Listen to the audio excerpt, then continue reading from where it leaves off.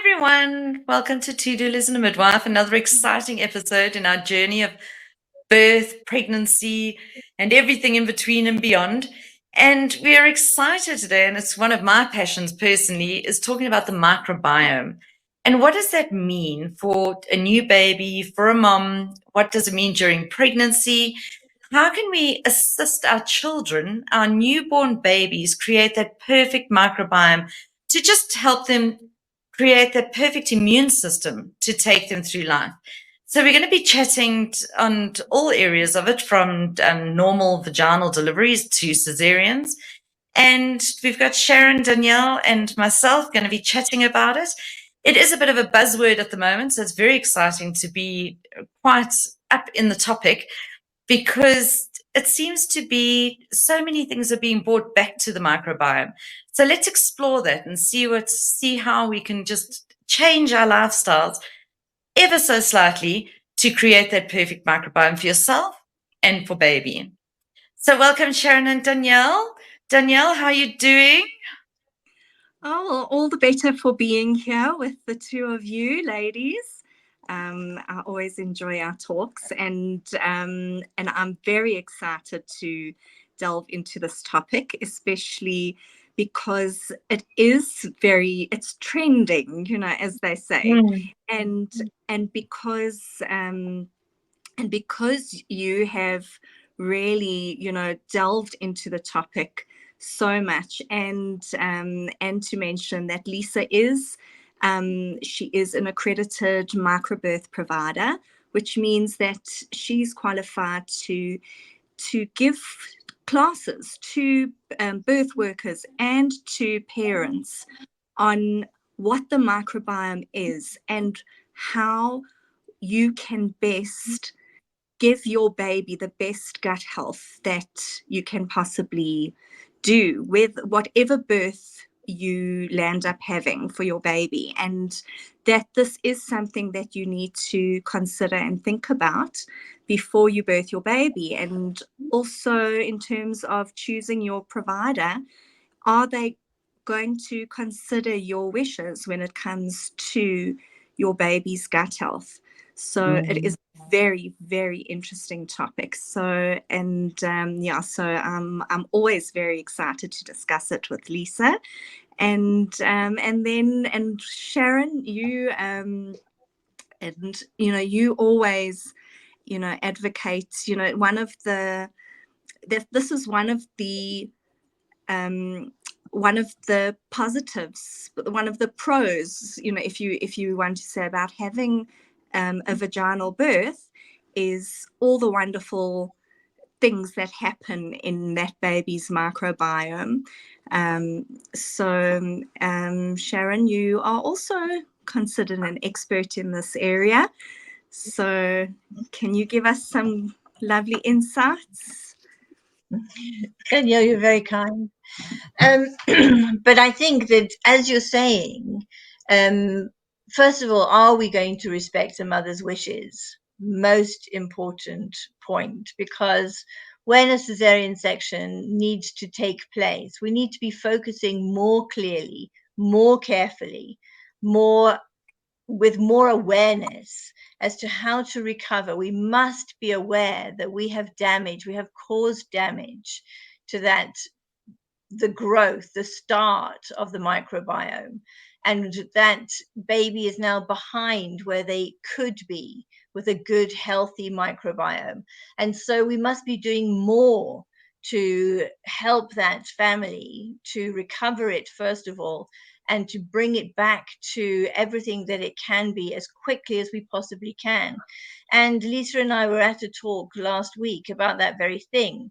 And the fact is, and the statistics show us, that it's going to take 6 months of pure and exclusive breast milk. Doesn't matter how it gets into the child, if it comes in a bottle or a cup or whatever, but nothing other than the mother's milk goes into that child for 6 months.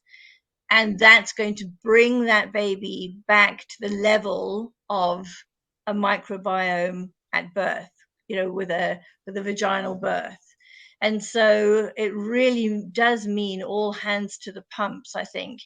The interesting thing about it too is that the world is totally focused at the moment on the microbiome and all the implications, all the knockoffs that happen when something takes place in the microbiome that is negative, all the diseases that can roll off from having a poor and underdeveloped microbiome. And so again, we're saying the same thing. But I think particularly the way that I see it, and we've discussed this before, is that I see three journeys. There's the journey of the pregnancy and all the information that that family needs to discuss regarding their belief system, their philosophy for raising children. And then there's the journey of the birth, not the delivery, Lisa, the birth. And then there's the journey of the family together. And they are going to be together until the next child comes along. And so the opportunity of talking to parents in the pregnancy means that, and you can't look far in the world today, you know, with all the politics and all the fighting in America about should we be looking at people's health? And, you know, Robert Kennedy is really trying to push to get people to consider making America healthy again. And Lisa, you know, from the Microbirth movie, the DVD, Microbirth, it starts off with the fact that we have more access to medicine today in the modern world. We know more about disease and how to cure it and its causative situation. And yet we have more disease than we've ever had before. And part of that has to come down to what we eat and how we prepare our food. And Well, it the always amazes. impact of sugar on the microbiome. So Lisa, Definitely. can you explain like what is the microbiome? Like let's just go with, you know, in with a basic definition for those that, you know, possibly don't quite know what we're talking about. Okay, so your microbiome is, you can have your gut microbiome, skin microbiome, heart microbiome. You can, wherever there's a colony of bacteria, viruses, protozoa, whatever, you've got them all over your skin, your gut, everywhere is just, especially your vagina as well. It's crawling with microbes. So you've got your bacteria and your viruses, etc. And so what we call that, when we've got a colony of bacteria like that, is called your microbiome. So it's everything that's living on you or in you. It's very important to have a microbiome, and a healthy microbiome means you've got a good balance of good bacteria and some bad bacteria, because you need them to keep working. If we only have a bad bacteria, that's when we're starting to see illnesses. And like Sharon said, very often, well, I'd say 99% of the time it's through eating. It's through our bad eating, you know. So when we're talking gut microbiome, we want good food going in to help keep that balance of good bacteria in your gut. But we've also got environmental toxins as well that cause problems. So we need to look at everything holistically. And so when we're talking microbiomes, we're talking about everything. We're talking about your skin, your vagina, your gut, your brain. But obviously, we're going to focus on baby's gut microbiome and mom's microbiome in all its entirety, because we want to make sure mom is not in a toxic environment, that she's eating correctly and creating that perfect microbiome for herself. I was going to say just now, Sharon, it amazes me because, you know, you said that they're trying to create, you know, a healthier America and all that. I think in South Africa, we are quite lucky in that we do have a healthier a healthier diet, but we still have a lot of influence. And what amazes me, and what I'm getting back to our point, is that you go into a grocery store, Checkers, hypermarket, whatever, and you look for the healthy food section. You don't walk into a shop and go for a junk food section. They've got one aisle of healthy food, and it's called healthy food section. I and mean, it's that is 10 times more expensive than everything absolutely, else. absolutely, it's ridiculous. And so it should be completely swapped around. Is that there's one aisle of junk food that you can, go mad on, and the rest is generally healthy food. And if we could just swap those sections around, we'd have a very different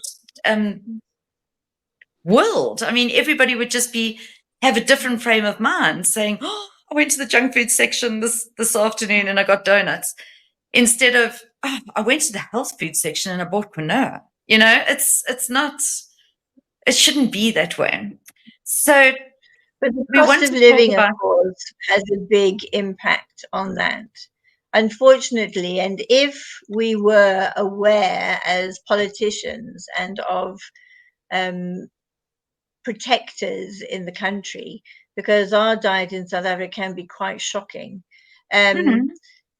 then we would have tariffs on fast food establishments which are not serving food, or we would work towards bringing down the cost of good food. And that would Mm. really help people a lot, so that you're not just buying enormous bags of crisps or whatever might be cheapest because the children are hungry at home and need to munch on something.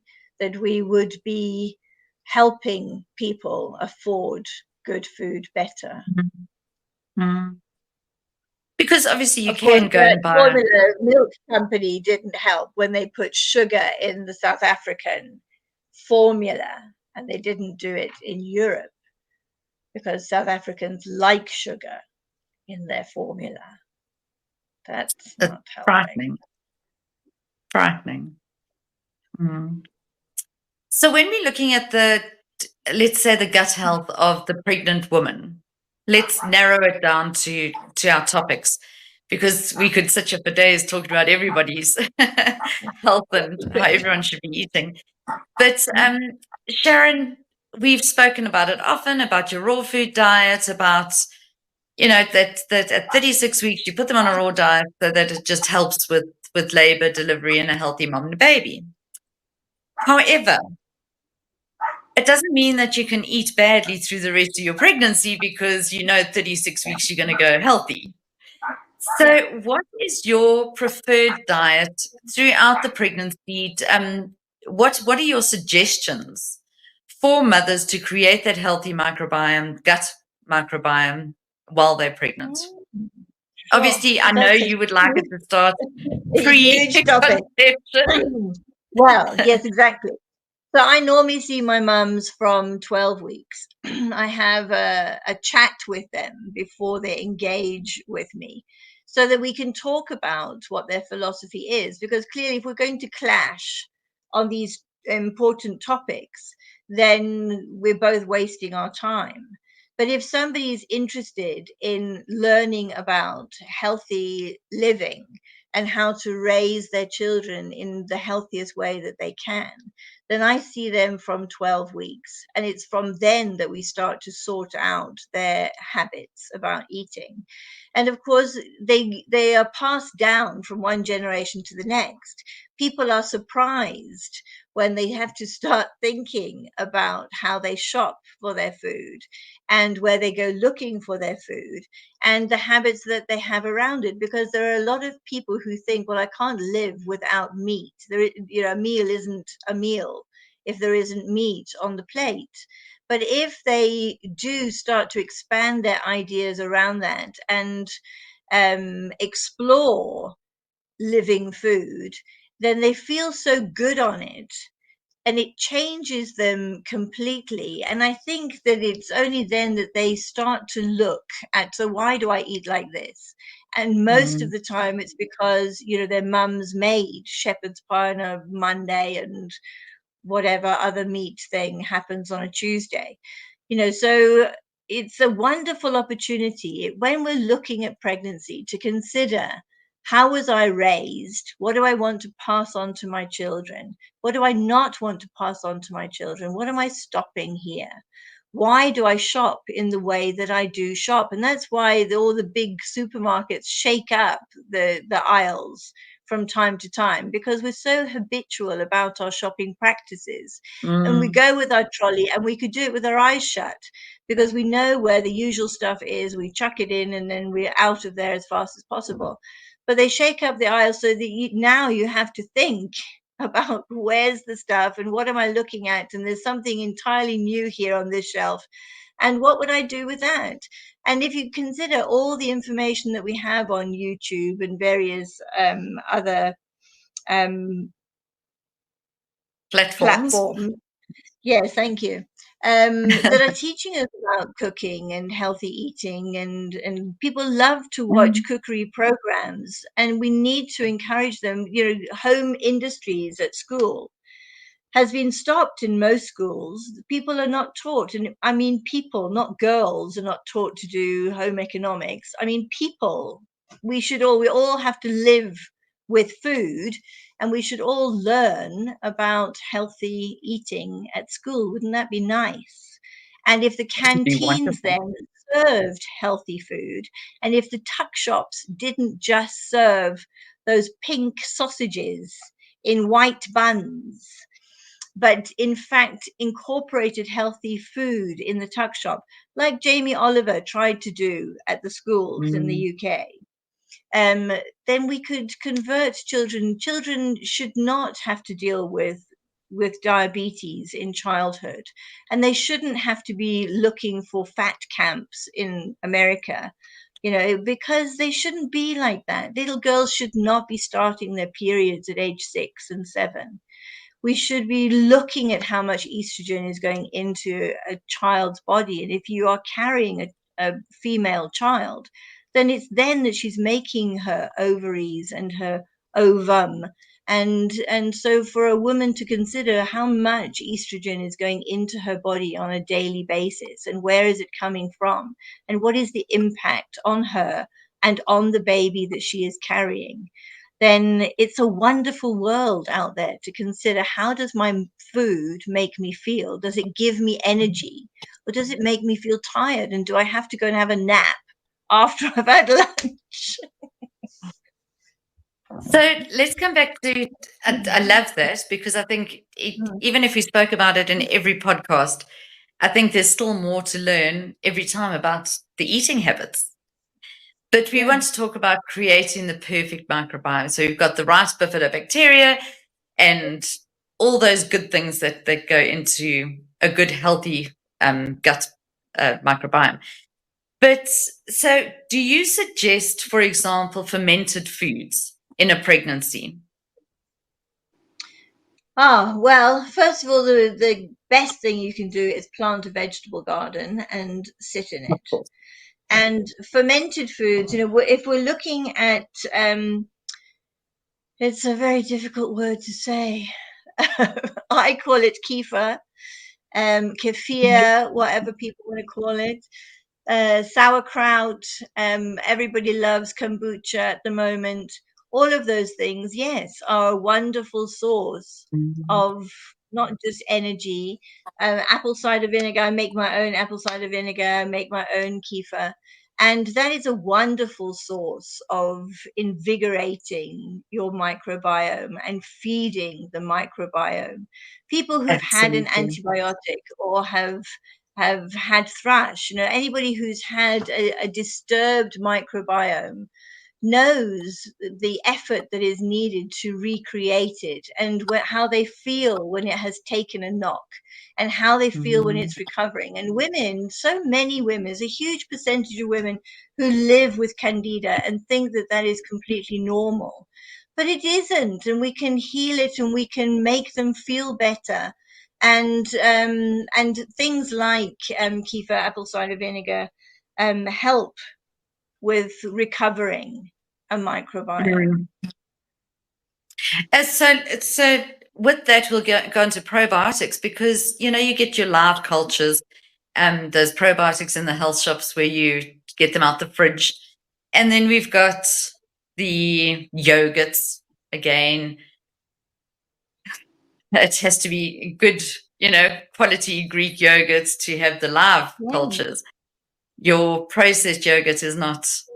But so we've got those lovely probiotics, the natural ones, and then we've got the ones out the fridge. But now you're over the counter probiotics.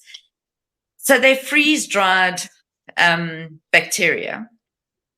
So they're not live bacteria. Is that right? So taking a chewable probiotic, for example, how effective is that? Would you suggest that? I'm not going to name companies' names, and but would you suggest just over the counter probiotic, or would you suggest a I was fridge one? actually asking somebody that very question, somebody who was promoting a probiotic and a prebiotic, and asking, well, why do they keep them in the fridge then? Because surely, the more you get in there, the better. But what she was saying was that, in fact, it needs to be kept in the fridge because it's a very fragile system. And that if Yes. it's out of the fridge, it dies because it gets warm. So, yeah. So the one that I recommend is one of those that's in the fridge. Okay. Because Apart from the other one that comes in drops. I recommend that one as well. Because I obviously also recommend the fridge probiotic, but not everybody can, because they are a lot more expensive. Yes, and it's terrifying. Not easily accessible all the time. So your probiotics that you get over the counter, they're still effective?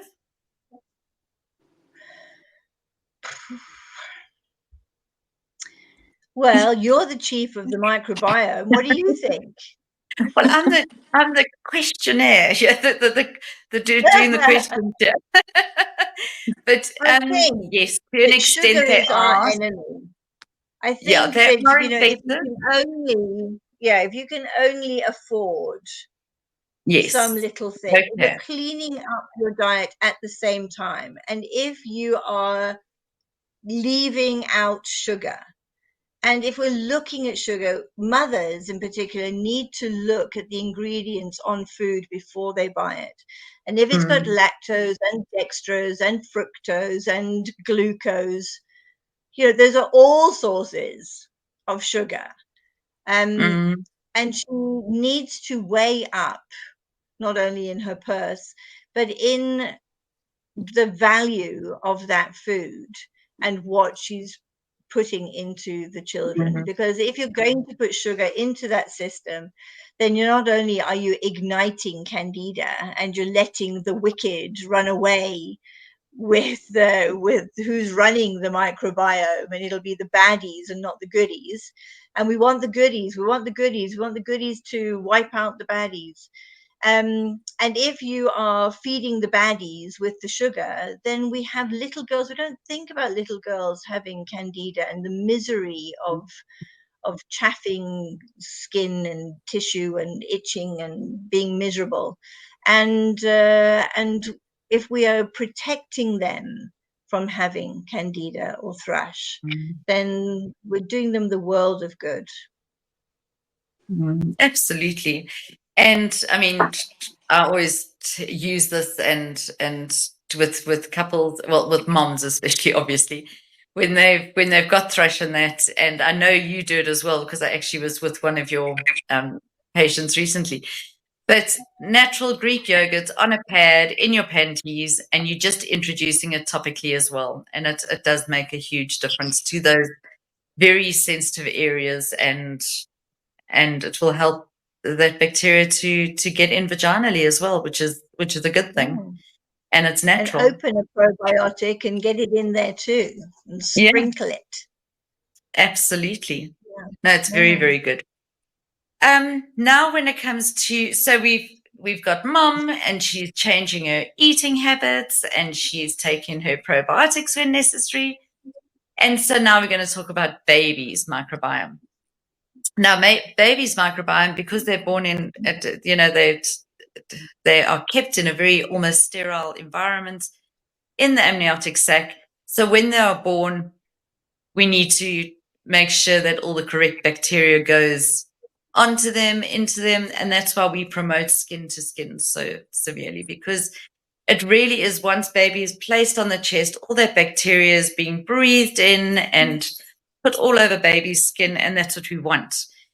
And so I run a course. I'll promote it a bit here on the microbiome talk, and you can just get hold of me, and I'll organize that for you. But we need to really, really promote it with mothers that they need to breastfeed. And I know we all passionate about this, but breastfeeding is your number one absolute must. If you can breastfeed, don't do anything else. No formula, no water, just breastfeed for those first 6 months at least. Going on to 2 years is a bonus, but at least for those first 6 months, an absolute must with babies, because your breast milk is feeding those good bacteria in your baby's gut.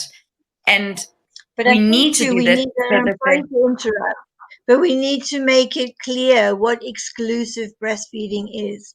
Excuse me, because many people think, and I heard somebody talking the other day about how she was exclusively breastfeeding for 2 years. Well, that you just can't do that, because the child must have been eating something else other than breast milk, beyond a year anyway. And exclusive breastfeeding, people have to understand, is nothing other than breast milk goes into that child until they are at least 6 months old. 6 months, because babies, humans, don't produce digestive enzymes before 6 months old. And so we are helping them with probiotics and with prebiotics to produce the microbiome, but the digestive enzymes only come along at 6 months. And so one of the formula companies, who is very powerful and very loud, was responsible for changing the instruction at the World Health Organization. It used to be, in my day, that it was written on cereal packets and the next level of food away from milk, that this is not suitable for any children under 6 months old. And this company had that changed for financial gain to 4 months old. And so that threw a lot of mums out, thinking that babies can digest food at 4 months old. And it caused so many complications and problems with the young, immature digestive system that they've had to change it back again to 6 months. And so what we're saying is that what babies can digest is breast milk from their mother's bodies for that first 6 months. And that's all they need for 6 months. And then when a child is able to sit up by themselves and do their own baby-led weaning and play with things and do their fine motor skills and pick things up, and they start getting teeth and in preparation for eating, then we need to start to think about expanding their diet. So sorry about that. I had to jump in with an aside. No, Go ahead. absolutely. I think that's the whole point of two doulas and a midwife. We all want to discuss things.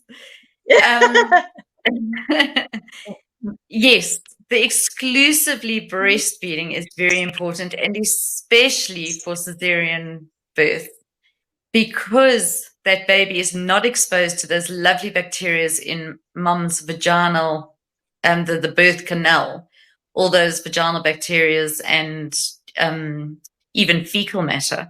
And so we need to, if baby is born by a cesarean section, it is even more important for them to breastfeed, exclusively breastfeed for 6 months.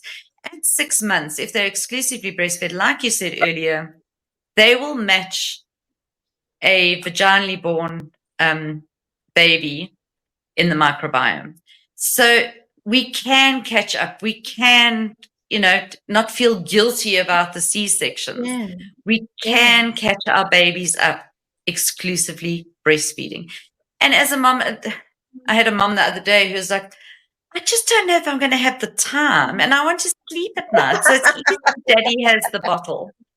And it's just, it's not an option. You've become a mother. You take responsibility now, and this is your life.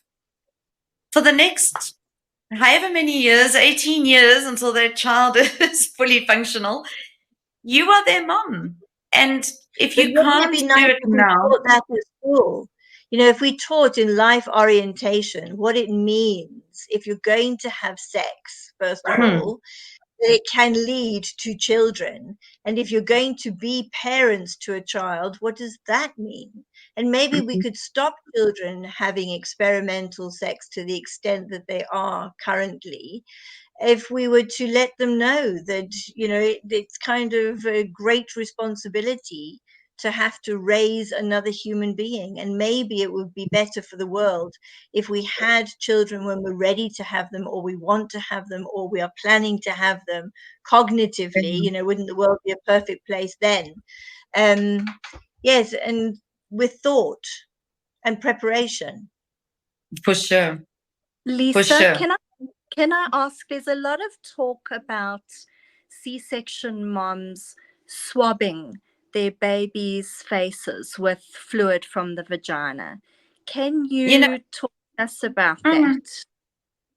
There's a lot of studies going on at the moment about that very thing, because, moms feel that, well, if I can't give birth vaginally, then can't I just take some bacteria from a vagina and put it on my baby and we'll have the same effect? But unfortunately, it doesn't work that way, because when you go into labor, so many things shift in your body, and your pH and your alkalinity and everything changes. Everything is in perfect sync for all the right, correct hormones, bacteria, everything to be readily available for that baby and that birth, so the mother can birth the baby. So now what happens if you have especially elective cesarean? Your body hasn't prepared for that. And so the vagina will still be very alkaline. It won't be carrying the correct bacteria. It's a very difficult one, because you're not going to have the correct bacteria for that baby. And a lot of the bacteria, that vaginal bacteria, won't survive once they've been taken out of the vagina. They need to adhere to the baby's skin and be swallowed. So it doesn't have much effect on the baby. In fact, they are finding that there's more negative bacteria because it has been exposed to the theater, and there's other bacteria in there that are being swabbed onto baby. And it's at the moment, all the studies are pointing to it's not the greatest idea. However, they are working on it to see how they could possibly get that lactobacillus, especially from the mother's vagina to the baby if it is a C-section. They're having a lot more success with moms that have gone into labor and then the swab with the emergency C-section. But elective cesareans, they're having no success with that at all. So it's just a case of the mother's body is ready and prepared to have that baby. And so if it does land up going into an emergency C-section, there's more factors in play that are promoting that microbiome. Interesting enough, if it is an emergency C-section, as long as the water has broken, if the water hasn't broken, if the amniotic sac hasn't broken yet, it's not the same either. So there's a lot of variables that come into play here that we need to look at. And so it's not a simple, take a cotton swab and let's swab baby. But it's something that definitely is being looked at and, researched. And hopefully one day we will have that answer where mothers can do that in a cesarean So what situation. about the mum then whose waters break? She needs to be accelerated because her waters have broken. There's not very much sign of labor, and so antibiotics have been started. What happens with her if she had swabs being, collecting amniotic fluid and such? Look, I can't give you a definitive answer on that. And we do know that, it depends on the time that the baby was born after the antibiotics. Have the antibiotics even that's my question. Yeah. So it's a very, I think it's a very difficult. Some antibiotics are given every 4 hours, and others are 6 hours, and others are 8 hours. And so, exactly. How do we know? I don't think.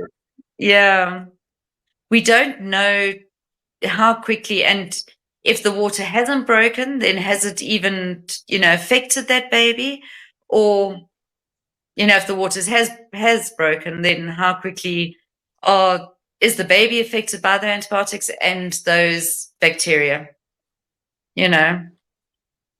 Obviously, when it comes to because if the waters break without labor, it's usually because there is an infection.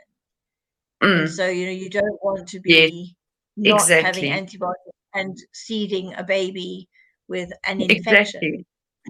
And then it also comes down to group B strep. So when do we make the call?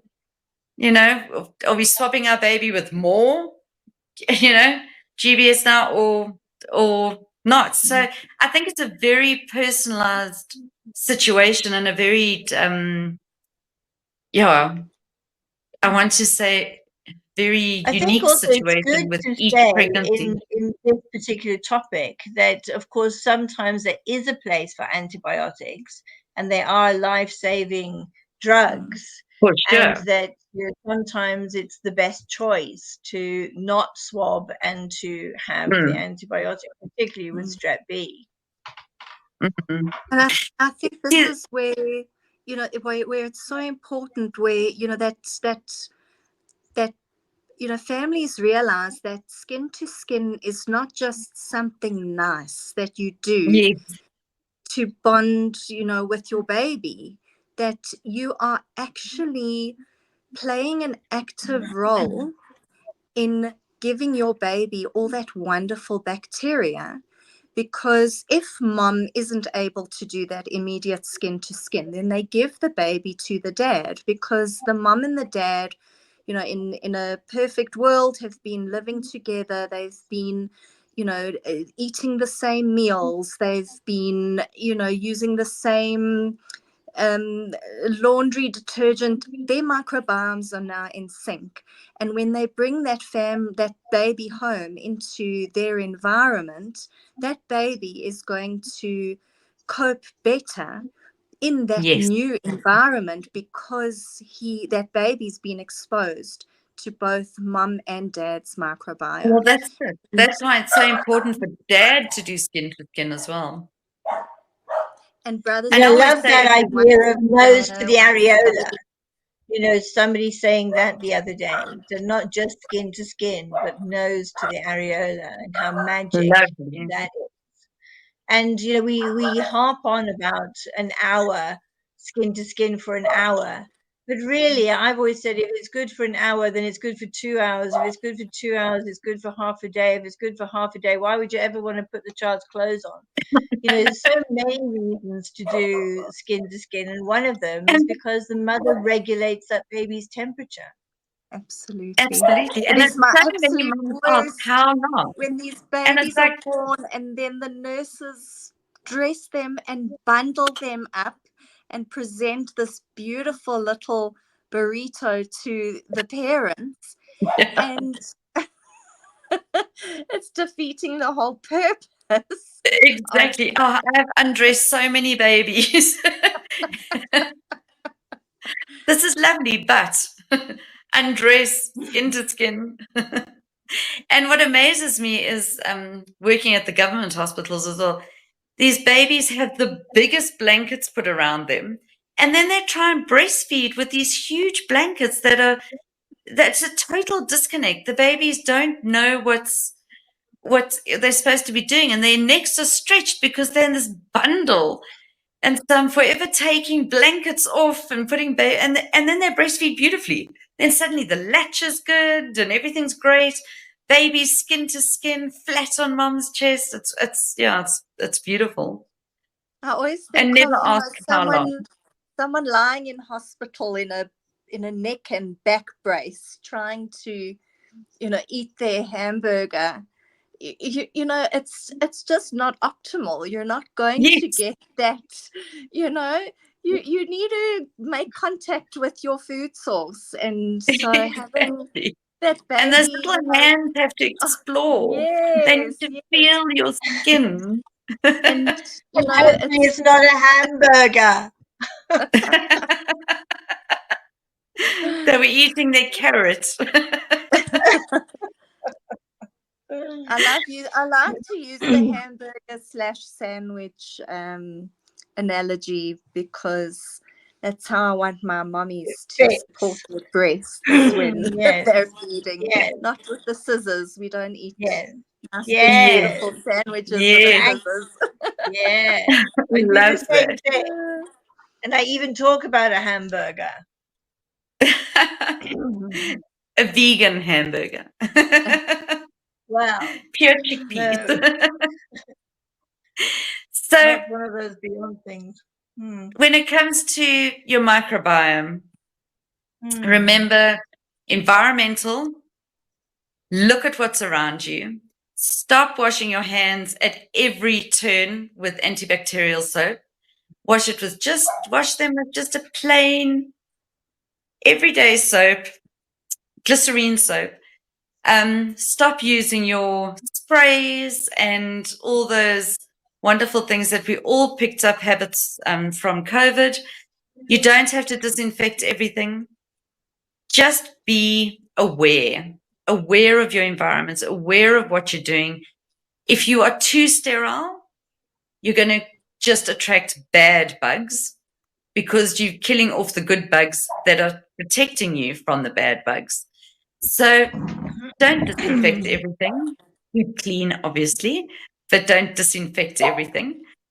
And when it comes to food, make sure you're very cognizant of your gut. If you know that, like my father always says, if you ever feel like an antacid, have a pie. So if you feel that after every time you eat a pie or something like that, and you just feel so heartburn and everything, you know it is not agreeing with you. You know your body is fighting, working so hard to try and break it down. It's not for you. You must feel light. You must feel energized after food.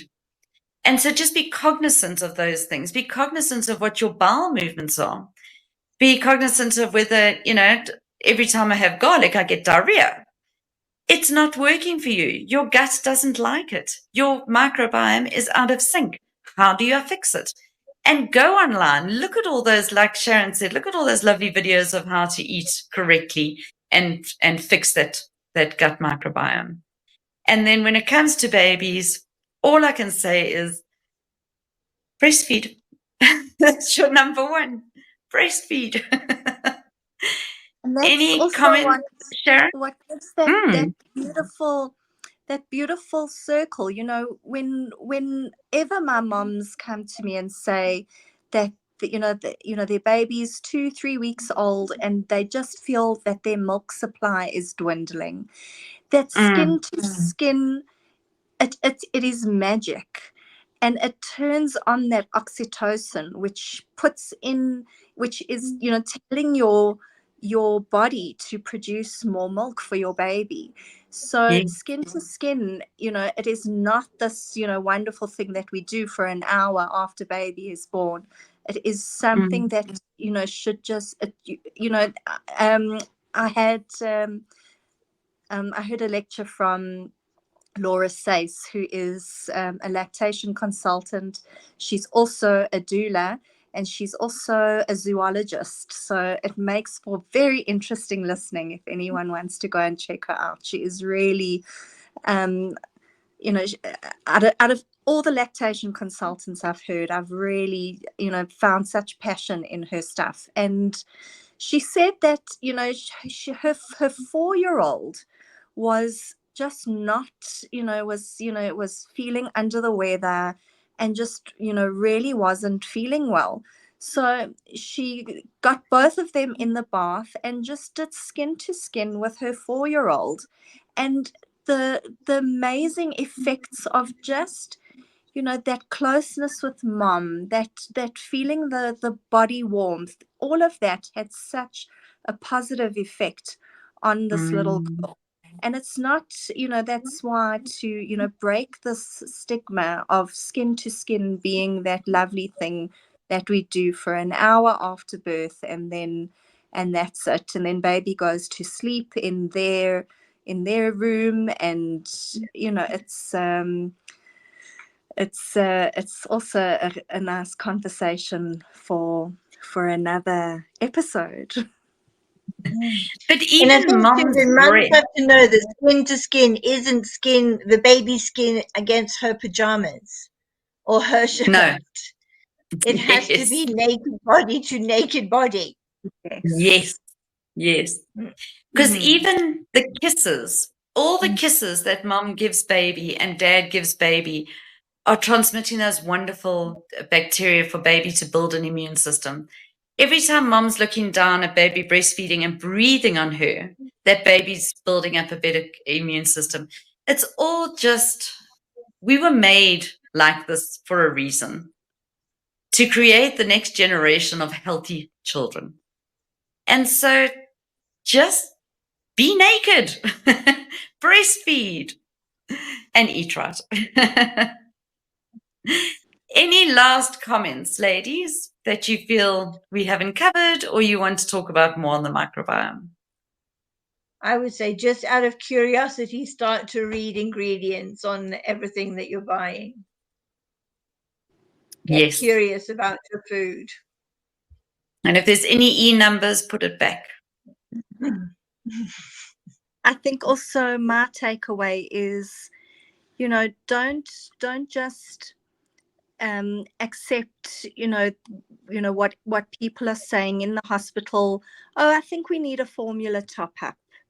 A formula top up, people don't often realize what, just a few mils of formula is going to do to that baby's, to that brand new baby's stomach. And, and to just educate yourself to know that, your placenta, which has literally fed and nourished your baby for the last 9 months, your baby doesn't come out of you starving and deficient, and that you do have time. You've got time to get that breastfeeding going, that it's not a matter of, oh my gosh, 45 minutes has passed and my baby and we haven't latched, we're not, baby hasn't started sucking.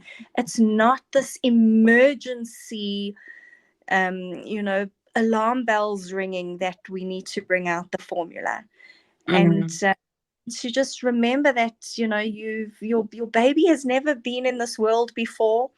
And even if you've breastfed 5 babies before, you've never breastfed this baby. So when you are not quite getting it in that first hour, it's okay. And we don't need to start, breaking out the formula bottles. And Absolutely. so just, But even then, if somebody's threatening, and of course there are those sick babies who need help with feeding and need Cool. all that stuff. Of course. But we're talking about healthy babies today. And I think sometimes when somebody is threatening you with formula, a skilled lactation consultant can express that milk even on day one onto a teaspoon that has been sterilized and get oodles and boodles of colostrum into that child, which is a lot better than substituting with formula. And that mums mustn't give up thinking, oh, I have nothing, because they're told that so often. You don't have enough, the milk's not in yet, everything's delayed, we're going to employ the cow. And we don't necessarily need to do it. There's other ways of lifting that baby's blood sugar if the blood sugar is low. We have to boost mums and support them and encourage them and let them see that their bodies are working rather than undermining them. We're so swift to undermine them and frighten them. No, for sure. So if you'd like to know more, please reach out to us and we can set you in the right direction. You can join one of the microbirth classes and we can discuss this more if you want to know more about the microbiome. But ladies, as ever, thank you so much. That was really a lovely, lively discussion and a true passion of mine, the microbiome of a little baby, newborn babies. Yes, I love it. So lots of love and keep well, and we'll see you next time. Thank you, everybody. Thank you. Bye. Bye. Bye.